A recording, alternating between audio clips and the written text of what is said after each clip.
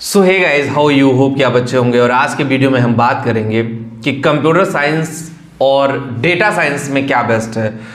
आपको एक क्लैरिटी मैं इस वीडियो में दूंगा कि exactly computer science and data science में क्या डिफरेंस है और कौन से लोग कंप्यूटर साइंस इंजीनियरिंग करने के बाद किस फील्ड में जाएंगे, क्या सीएससी वाले डेटा साइंस में जा सकते हैं या नहीं जा सकते हैं। इस पूरे वीडियो में इसके बारे में बात करेंगे। और पहली बार चैनल पे नया, चैनल सब्सक्राइब करें, बेल आइकन को जरूर हिट करिए ताकि हर वीडियो की नोटिफिकेशन आप लोगों को मिलती रहे।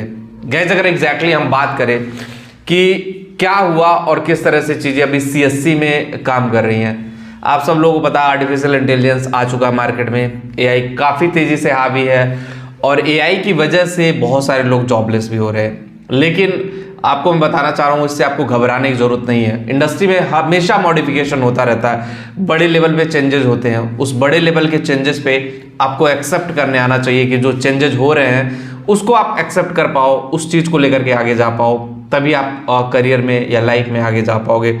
अदरवाइज गाइज आपके लिए बहुत सारी प्रॉब्लम क्रिएट होगी। एक चीज और मैं बताना चाहता हूँ, कंप्यूटर साइंस इंजीनियरिंग की डिमांड सिर्फ सीएससी फील्ड में धीरे धीरे घट रही है। अब स्पेशलाइजेशन एआई की तरफ जा रहा है, मूव ऑन आर्टिफिशियल इंटेलिजेंस की तरफ जा रहा है। दूसरे अगर हम कंपेयर करें डेटा साइंस, ब्रॉड स्कोप, ये ह्यूज स्कोप। अगर आप डेटा साइंस में जाते हो गाइड ना, तो बहुत बड़ी अपॉर्चुनिटी है।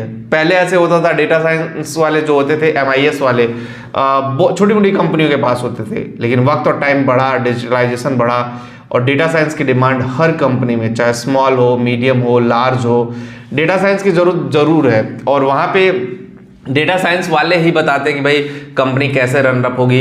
इवन दो आईआईटी का जो प्लेसमेंट है, इस बार देखो कि डेटा साइंस के फील्ड में ही मैक्सिमम प्लेसमेंट हो रहे हैं। 4 पॉइंट समथिंग करोड़ का जो पैकेज मिला वो डेटा साइंस के फील्ड में ही मिला। तो डेटा साइंस एक बहुत बड़ी ग्रोइंग इंडस्ट्री है। अगर आप डेटा साइंस में जाते हो तो ट्रस्ट मी, आपका करियर रॉकेट की तरह आगे बढ़ेगा और आप कोई नहीं उसको रोक पाएगा।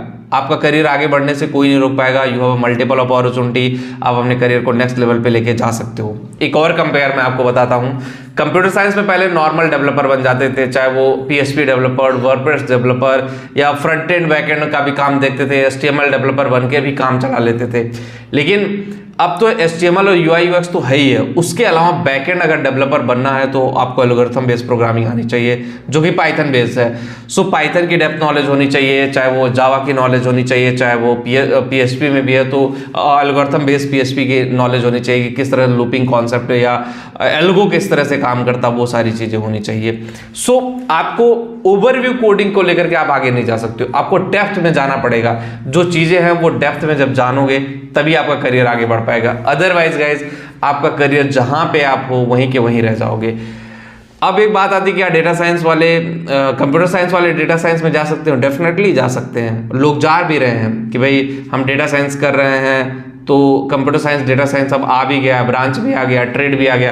Computer science cloud computing, computer science data science, computer science AI technology, इन तीनों फील्ड में नॉर्मल कंप्यूटर साइंस वाले भी जा सकते हैं। इवन तो आपको एक आध दो स्पेशलाइजेशन लेना पड़ेगा, मार्केट से चीजें सीखनी पड़ेंगी, किस तरह से चीजें सीखें, किस तरह से चीजों को यूटिलाइज करें। ये सारी चीजें आप जब सीखोगे तभी आपका करियर आगे बढ़ पाएगा। अदरवाइज गाइज आपका करियर आगे नहीं बढ़ पाएगा और आपके लिए बहुत सारी प्रॉब्लम है।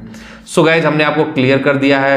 होप गाइज आपको चीज़ें समझ में आई होंगी। और जो लोग पहली बार चैनल पे आए, चैनल सब्सक्राइब कर ले। जिनको करियर काउंसलिंग चाहिए उसका भी लिंक हमने डिस्क्रिप्शन दिया है, डायरेक्टली मैं आपके करियर से रिलेटेड कोई प्रॉब्लम है उसका सोल्यूशन दूंगा। मिलते हैं आपसे नेक्स्ट वीडियो में। Thank you.